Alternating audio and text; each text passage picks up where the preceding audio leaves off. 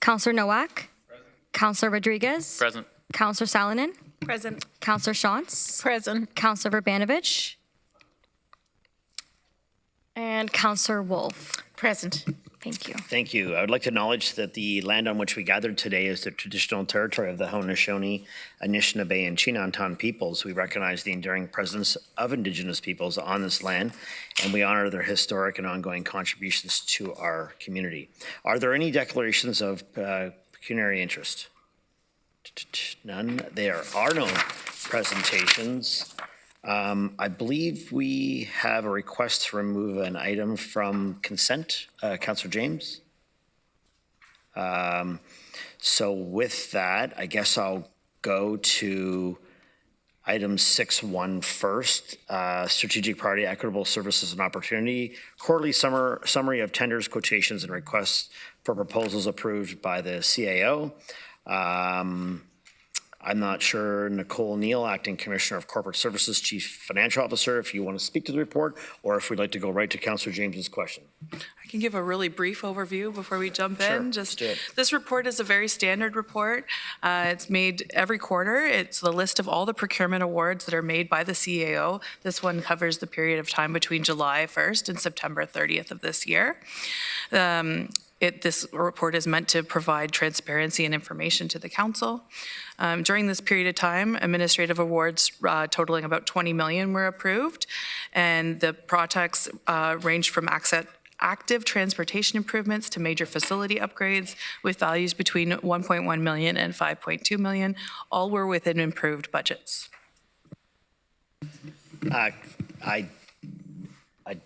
I know that Councillor James had a question, so I'm going to go to her first, and then I'll go over to Councillor Salonen. So go ahead, Councillor James. Yeah, thank you for that. I just had a question because this has come up in conversation with residents and business owners about our procurement practices and with the, buy Canadian, buy local. I just want to know, with the continuation of this trade war and general uncertainty with our economy, how does the region's procurement role support buying Canadian or buying local? And I'm thinking from some of those bigger contracts, we see lots of construction workers. Are they local? Is there companies out of town that are hiring local? Just explain some of that process with the state of our trade war and economy and buy local. Through the chair, thanks for your question, Councillor James. As you know, international trade agreements typically don't allow for local preference, and they only include very narrow exceptions on for us to put in any restrictions favoring Canadian content. However, there's lots of ways of really supporting kind of the local economy. Municipal procurement is typically undertaken to provide local services where I'd say local suppliers are very competitive, and they're able to respond year over year, and through the partnerships and through making sure that we often have procurement rules that allow us to extend contracts. So when we have a good supplier that works for us well, we would extend these contracts kind of year over year as long as they provide kind of a good outcome in terms of cost and quality. So with our current procurement rules, which prioritize cost and quality, and that's the balance we try to find to make sure we're best serving the community at the right price point, also for all the taxpayers. A majority of our suppliers are within the region, and I think more than 90% are from within Ontario. So the rules right now are actually helpful. Now, not all suppliers will have the skills to respond to the contracts that we're putting out. Sometimes they will subcontract. I know we've had this case recently of a regional contractor who was working on a larger road project. They didn't have all the skill sets to be able to respond to the entire scope of work, so they sought a subcontractor from Hamilton to do a little part of the work. That's part of how procurement works. We allow for part of the work to be subcontracted, and there's limited restrictions we can put on subcontracting, but there it's also, the ability to subcontract is also what enabled that regional supplier to actually take on the overall contract, even though they didn't have the full skill set to respond to the full scope of work. So I would say our rules right now are supportive of buying local and regional and Ontario, and our vendors, again, they're very competitive, and they're favorably rated in our vendor performance evaluations that we do at the end of the contract. So right now it's been working pretty well. Thank you for that clarification. I think there's, the push to buy local, support local, but I think when we're dealing with some of those big capital type projects, it's a little more nuanced. There's subcontracting, and sometimes the talent isn't necessarily in the area, even though it's a local company. We may have to go outside to get that, and vice versa. And just your thoughts as well, maybe this is for finance. If a municipality were to say, we're only going to use contractors and businesses in our municipality, the negative implications with that, I see that from maybe it does a disservice to local businesses who maybe want to go in other municipalities. Like, just to speak to some of that, because I don't think that's maybe the best way to approach things, but I've had that come up in conversation. Through the chair, I'll start with this one. So you correctly identified some of the biggest risks there. I think the first one I'd reflect on is the one that Matthew mentioned, that local, like, trade agreements that we have signed up for as a country don't allow us to say specifically we will only buy in Waterloo region. So that's the first one I will say. The second one is we want to make sure that that we're not protecting our local businesses here and therefore hurting their chances in other neighboring municipalities. We know that we're supporting local areas no matter where the business is. And I think the other thing that we want to make sure of is we want to make sure that we're asking the most number of people to be competitive on our bids so that we can get the best quality and the best price for our residents. And I think that it's very important that our residents are getting financial value out of all of our procurement as well. So it's an interesting balancing act at that. But I will again, just quote Matthew's stat, even though we don't have current rules sitting in place, it's over half are from Waterloo region with a headquarters in Waterloo region. So that could mean, there's other companies that don't have headquarters here that have local crews and local employees, right? And over 93% within Ontario, which is an extremely local stat. So. Thank you. Thank you very much. Councillor Salonen. Thank you. Through you, Chair. I was just curious on the report in the highlights. I'm a bit confused. So section 4 on the 2 first bullet points, they seem a bit contradictory. When I read the first bullet point, I understood that the award automatically goes to the lowest bidder as one of the criteria to be met. But then the second one doesn't say lowest bidder, it says that it is best meets the criteria as established. So just looking for clarity on which one is accurate. Through you, Chair. I do believe they are both accurate. So it is dependent on the proposal, the way it comes together. We could say before we go out, we're going to pick whoever has the best price on this one. Or we could say we're going to look for best fit and look at all the proposals like that before we look at price. So it's a choice that going into the procurement depending on which route they go, depending on the type of service they're trying to procure. Okay, and I guess I'm just curious, why would we choose the lowest bidder as a way to proceed forward before? Like, why wouldn't it just go to the best candidate on a wholesome view versus just lowest bidder? I'm not a huge fan of going for the lowest option always is the best, is not my philosophy. I would agree, and I'll look to my colleagues to message me if there's something I can add here, but in my default, there's that option is picked when we have very simple type things that we want to do. And it's also just a way to protect our financial responsibility to the to the taxpayers, to say we're going to subcontract or we're going to get a contractor for this specific piece of work. This work is very simple. We think that we can just get the best price on this one. Matthew, I know you want to chime in as well, please. Yeah, through you, Chair. I think the distinction is between the tender and the proposal. So tenders are for very simple, kind of straightforward tasks. So they go to the lowest bidder. As soon as we have something that's a little bit more complex, we go through a request for a proposal mechanism, and then there's a more fulsome set of criteria that are used. So that's why in the appendix you have an appendix that is for tenders specifically, and an appendix for proposals.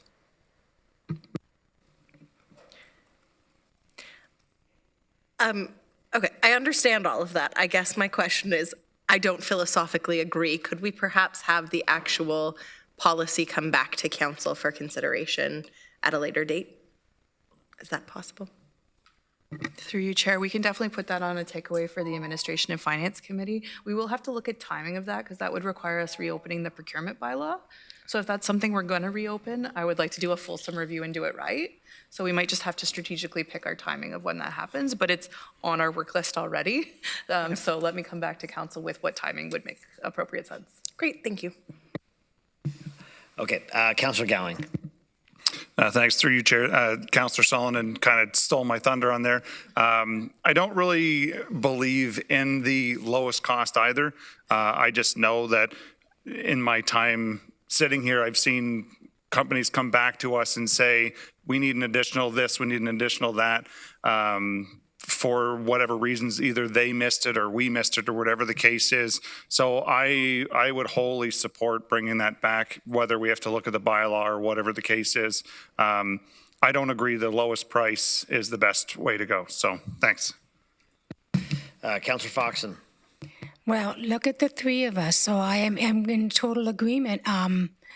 The lowest price isn't always the best. And unless you know the company. Now, if you know a reputable company and you've used them before and they've done good work and they're the lowest bid, I have no problems with that, but you already know their history. But to take somebody as the lowest bid without knowing how good they really are could be really costly to us. So I'm supporting bringing it back. Thank you. That's all the speakers we have. I guess I will inject myself slightly. I'm not sure where we really go with this other than we'll leave it with finance to perhaps come back. I will say that from my experience with procurement, having been through this quite extensively, specifically on the construction side of things, you know, the region has a robust pre-qualification process. And so, you know, in order to even begin to apply or to bid on a project or a service, there is a pretty robust pre-qualification process, I would imagine, down the divisions, and only those approved will then have the ability to submit a price. And I guess I'll disagree with some of you on it, that once qualified by the region through its robust criteria, that once you submit a bid, the lowest tender should prevail.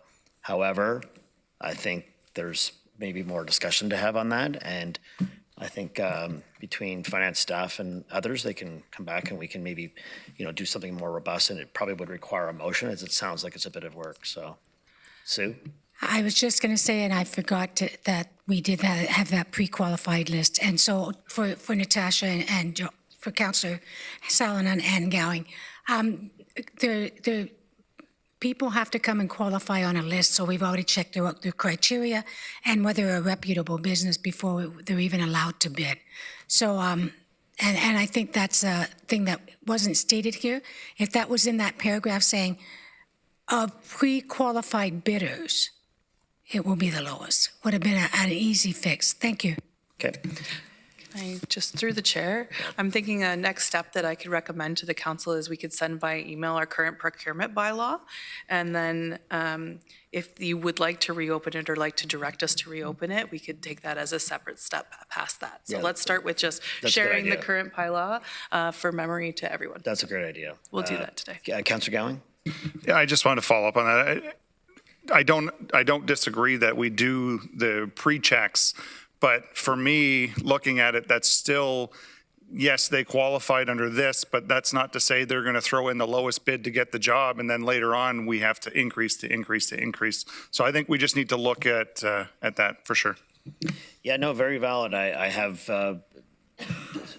witnessed some of those additional increases for whatever reason. I mean, there are, you know, contingencies put into place in some cases and unforeseen things that come up, I suppose, but I do concur that I have seen those. So let's disseminate that policy. Let's have a good look at it, and then perhaps it's something we want to take on here shortly thereafter. I will require a mover and a seconder now that the Councillor Gowing, seconded by Councillor Rodriguez. Well, we have to,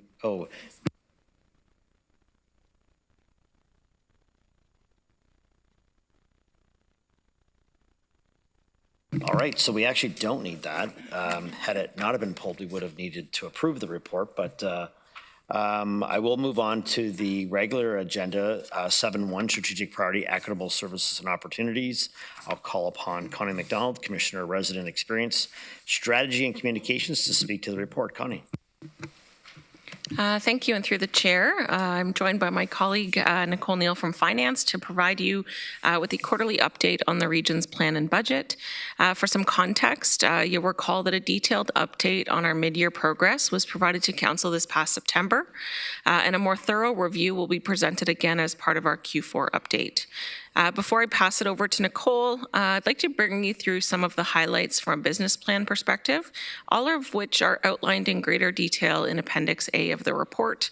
As an organization, we continue to work collaboratively and efficiently to achieve outcomes for residents. Some highlights this quarter include in Homes for All, the plan to end chronic homelessness is having a major positive impact locally, and Council's investment in the plan has helped slow the rate of growth of all homelessness. In climate-aligned growth, in Q3, we initiated our wastewater treatment strategy update, which plans out the wastewater infrastructure needs of the region to support community growth. The team is working on a robust consultation and engagement plan as part of this work, and we're excited to keep Council updated as this initiative progresses. In equitable services and opportunities, we know that growth brings pressures, but it is also exciting and provides opportunities to build a stronger community by working alongside partners. In Q3, through our collaboration with Wilfrid Laurier University, we learned that our upstream fund has helped deliver critical services to nearly 40,000 people. It has also created over 150 jobs, recruited 360 volunteers, and provided mental health supports to 10,000 people.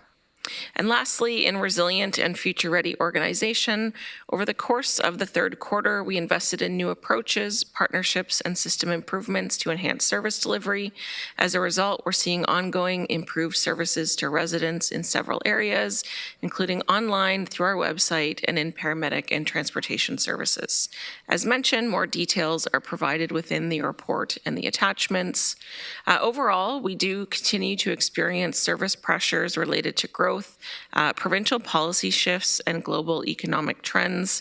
A projected operating budget shortfall has led us all to carefully consider opportunities to manage and shift work without compromising essential service delivery and critical plan outcomes. I'll now pass it over to my colleague Nicole to provide the full financial update. Thank you, Connie. It's great to hear all the impactful results the organization has generated in the recent months. As Connie mentioned through her comments, we are feeling the strain of increasing demands on our services, and inevitably this is having a strain on our financial position. I'll now go through all the key highlights on the financial results, starting with our operating results. We continue to project a potential operating budget shortfall. As of Q3, the estimate is approximately $3.8 million, or 0.7% of the property tax levy for regional services. As guided by policy, this deficit will be funded from our tax stabilization reserve. The primary drivers of the deficit are transit fare revenue, Provincial Offence Act revenue, and our winter maintenance, and I'll cover a bit about each. So in transit fare revenue, we're having lower than anticipated student ridership, and that has now increased. Our projection is now $11 million below budget in fare revenue in 2025. That's even lower than we expected in our Q2 forecast, where this was the biggest driver we had noted. The shift from Q2 to Q3 in our estimate is due to the difference in student population estimates that were received in June from our area secondary institutions, and the actual numbers of students that were there in September at those institutions. It's worth noting that the 11 million lower transit revenue is partially offset by the projected in-year service adjustments that transit had brought forward before the Q2 report was made available, so that we hit our last service adjustment date with transit. On the POA revenue side, so we expect to finish this year with $2 million less in fines collected than we predicted in our budget. This reflects three things, the first being higher processing costs that the region is bearing now that carts are back at full volume. We don't control What staff are required to be in a court when it is operating, that is ministry dictated. So that is done to us. We're also seeing collection challenges with the affordability pressures that everyday residents are having. And we talked about, we've tried some new collection agencies, and we are seeing some limited success there, but it continues to be a challenge. And the last part I wanted to mention is we are seeing just lower dollars per ticket. Again, we don't control the fees that we pay or that we're charging people for these tickets. So there's little that we can do to control that. The only things, just to be clear, what we do control on the POA side is our outside of court admin costs and the space in which we operate. So those are the places where we've tried to make sure we're doing the best we can. And the last kind of driver of our deficit this year is winter maintenance. This has been a consistent story since Q1. The harsh winter we experienced at the beginning of this calendar year created a $2.1 million expense above budget in 2025. And as of right now, we're not predicting any further worsening of that position for the rest of 2025. Hopefully the weather agrees with me. As Connie mentioned, the organization has recognized these pressures, and we, management, continue to take actions to mitigate the deficit projection.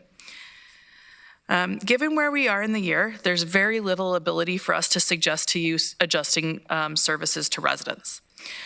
I talked a little bit about transit, but taking transit as an example, this is typically an adjustable services where expenses should flex with revenue. However, our 2025 service change window had already passed before the mid-year report, before we knew we were in a deficit position. So the only in-year service adjustments came from insights in the Q1 reporting around ridership. We responded responsibly to the ridership changes and are currently developing options for council, which will form part of the upcoming budget discussions for 2026. Organizationally, management has targeted hiring delays and discretionary spend restraint and committed to $1 million of savings. In particular, we've looked at holding unspent training dollars and any other internal focus spends. And we've looked at phasing or deferring non-urgent consulting projects and startups in order to avoid in-year spend. It is worth noting that these actions prioritize maintaining resident service levels while contributing to gap closure. I'm going to move to capital now. We may remain on track to deliver 68 of the approved capital cash flow this year, and there are no significant delays or barriers to report. There are 2 minor housekeeping changes in the appendix, just inter-portfolio adjustments of cash flow swaps, just to align on timing, no impact to project outcomes. I do want to take a little bit of a deeper dive into regional development charges, which I may refer to as RDCs as I'm talking. We are starting to see the appearance of a decrease in collections trend. In Q3, our RDC collections were only 7.4 million, which is a decrease of 12.3 million or 62% to the same period in 2024. This is a very significant, and it pulls our year-to-date collections trend down as well. We're now at 62% of the collections that we had in the first 9 months of 2024. We believe that this reflects the Ontario housing market downturn, particularly in condos, and the impact of new legislations, both Bills 23 and 17. My team will continue to monitor this quarterly and will make responsible and responsive decisions. We will report back each quarter with updated insights as we gain data. Part of those reports will include letting council know if we're starting to see any risk to planned projects or to our planned debt usage. There is no impact because of these collections to any 2025 or any proposed or planned 2026 RDC projects at this time. We do have the reserves to cover what we've planned for 2026. Before we move to questions, I just want to recognize the work that this organization has done to respond to these pressures and limit impact through action. We also need to recognize that the current shortfall is too high to address without the use of contingency reserves, and this is the exact reason why we are looking to have solid contingency reserves for the region. If we didn't have those savings, I would be here with a very different ask, saying things like we need to stop resident services like OW benefits, for example, or stopping project funding to dedicate reserve funding to operating costs. So we do have significant balance in order to cover this contingency, and I think that that's great for our residents. They won't impact or won't experience a service impact. I also want to ensure council that this deficit is a 2025 item. And as you know, we're bringing forward a 2026 budget that is within the council recommendation, but it also includes all of our best insights and forecasts. So we have carried forward the transit revenue decrease into next year. We're not assuming that we're going to create that pressure again. And we look forward to continuing that budget discussion with council later this month. So with that, Chair, we'll welcome any questions. Sure, we have a few, but before we do, we'll ask for a mover and a seconder to get the floor. So Councillor Erb, Councillor Wolf, thank you. Questions, Councillor Foxton. Thank you, Chair, and through you. So you're assuming you're 3.8 by the end of the year, not 3.8 at the third quarter. And you're using the tax stabilization reserve of 7.9 to offset that, which will leave it at a 4.1. Is that probably the lowest the tax stabilization reserve has been? You may not know the answer to that, but hopefully we're going to try and replenish that, and because that's what we, and to council, we have to be careful what we ask for.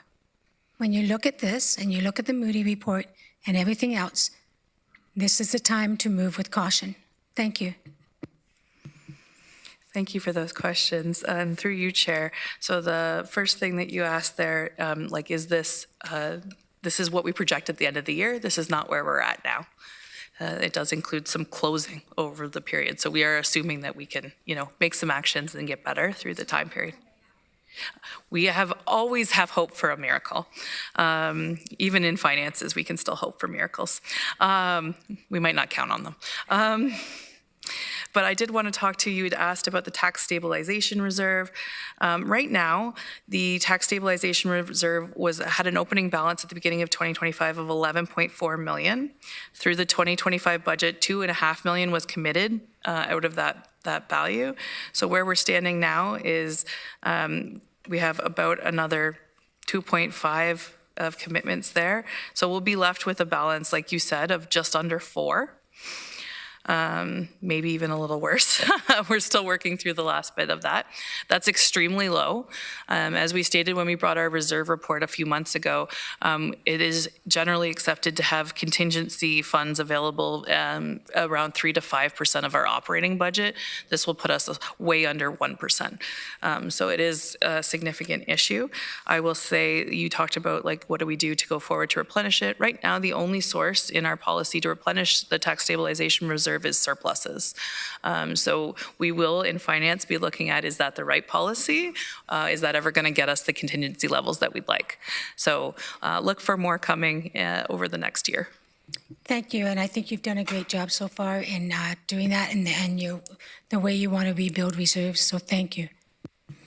Colleagues, I don't see any other questions, but I am going to just, okay. Go ahead, Councillor Hunick. Thank you, Chair.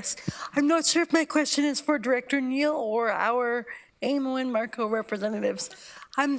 You mentioned that the revenue shortfall that we have is at 62%, and that's partly related to Bill 17 and Bill 23.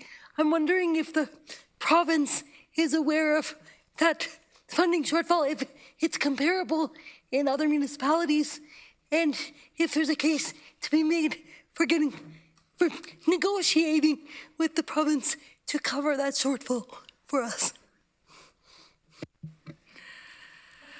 Thank you, Councillor Hunick, and through you, Chair. I will say that we are not alone in seeing this result. So my colleagues across other municipalities are seeing similar decreases this year. What we aren't sure of yet is how to attribute it between the various changes and how to attribute what's just due to the general economy slowdown that we're seeing. So we continue to talk about this in our cross-municipal finance group regularly. And that'll be something that we're pursuing as the data comes together. And if we can tell a very clear and compelling story, I would 100% support you bringing that up the chain. Great, thank you. So there's no further questions, but I do want to add myself here. Obviously, the highlights with regards to the transit services, that's a stunning or staggering decrease in ridership revenue year over year. And, I know that, I guess I'd say the other two levels of government, provincial and federal, especially the federal government, likely have a hand in that. But I will point out, I think as you noted in your report, the poor estimates we're seeing in student population from our specifically, I guess, Conestoga College. Last year we saw a dramatic increase, massive population growth in the region due to student population. I'm not sure if we really knew at that point from them that we'd expect those numbers and growth. As you know, last year at council, we dramatically increased budgets around transit and ridership to support that growth. And now we see just a dramatic fall in ridership. And that's, frankly, due to the disorganization over at the college. And I guess my message to them would be to, get back to the table, hopefully now that they're clear on what changes we're going to see with international students, and provide, good assessments or numbers to the region to help us plan, because, this is significant, and the local taxpayers are going to bear the brunt of bad information and bad planning, frankly, over there. So, disappointing to see that the majority of our shortfall will come in transit ridership based on bad information. So disappointing. And as much as I love the wintertime, I'm hopeful we have another good winter like we did last year. But as a taxpayer, I know the cost of clearing snow, and I would say to you, we did a darn good job, both our municipal operators as well as regional and private clearing snow here in the region last year. And we'll hopefully be well prepared if we get another snowfall again this year. So that's all I've got. Sue, or Councillor Foxon, I see you've want to chime in again? Yes, I'm sorry to tell you, GRCA says our winter this year is going to be exactly the same as last year. That's good. That's good to hear, actually. Sorry. Okay, so we've got to move over to seconder. Colleagues, we'll go over to eScribe, and we'll get a vote on that one. Thank you.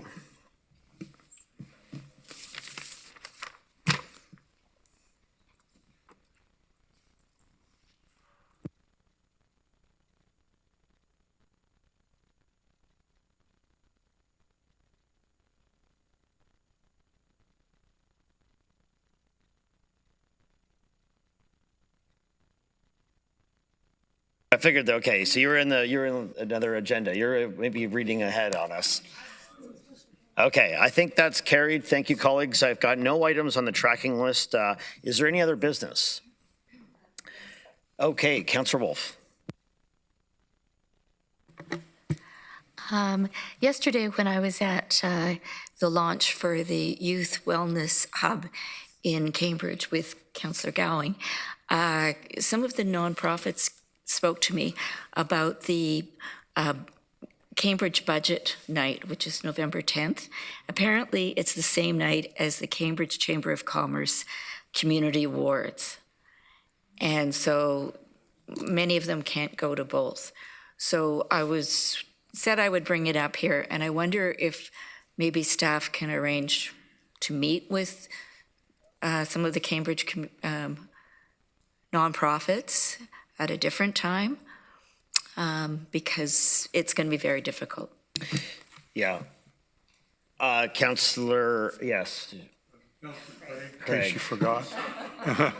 Nice to be known. Anyways, I think the chamber meeting is on the Wednesday, the 12th. I may be incorrect about that. And the meeting for the Cambridge budget is the 10th. That's right. The 10th is the Cambridge budget from 5 to 7. So, right. And I don't know maybe what time they would start at. They wouldn't be at 6. It'd be tight. But look, we'll make a note of that and reach out to the Cambridge Chamber, and allow for any opportunities virtually or at other sessions. Councillor Craig? How is on the 6th? Exactly, what's the format? How are we setting this up? Is there going to be a presentation? Exactly what's happening? The 6th of November? I'm sorry, the 10th? Yeah. Well, we're going to go right into budget consultation. It'll be a public budget consultation. It'll be an opportunity for delegations to submit and present, but maybe Connie would fill that in further. Great, thank you through the chair. So there'll be a brief staff presentation, and then we'll actually be doing a workshop. And so attendees will be asked to organize into small groups, and we have some dialogue and questions. And then all of the feedback that's gathered there will be collected, analyzed, and then provided to council as input into the budget. I would say if anyone is not able to attend that session, they are more than welcome to come to the public input sessions as part of the budget. They can also provide input online on our Engage page, and they're also welcome to attend the other workshop in Woolwich. That's on the 12th. Okay, colleagues, the next meeting is scheduled for December the 2nd. I've got good news and bad news. The good news is we're going to start a vote to adjourn the meeting. However, there is some bad news, and the bad news is that we're going to be I guess losing one of our, committee clerks for finance here. Rianne Kassar is departing the region. She's been here well over 2 years and just been a pleasure to work with. Her professionalism, I know some early mornings, audit committee meetings that she would have preferred to go later. We did, and she was never, not willing to come and get things done. So Rianne, we appreciate everything you've done here at the region, and good luck in your future endeavors. And so with that, I'll go back to the good news, and that's a vote to adjourn the meeting, moved by Councillor Fox and seconded by Councillor Nowak. Please vote. Yes. Chair,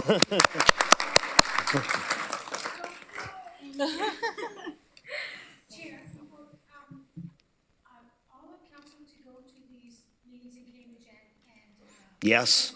Yes, absolutely. No, you are not. Whoa, sorry, what? Sorry, excuse me, just to jump in, or maybe I'll delegate to Connie. Yes, thank you. So these are public consultation meetings. They're not formal council meetings, and so we cannot have quorum at those meetings. And so we will have Chair Redmond, Chair Harris. We've also invited the Cambridge councillors, and I think we had room for one more. So it's really managing how many councillors we can have at an engagement session. So if you're interested and haven't spoken to clerks, maybe just send Tim a note and we can chat. because I will be going to the township one. Thank you. Okay. All right. There you go. We'll take a 5-minute recess and we'll resume with Councillor chairing his committee next.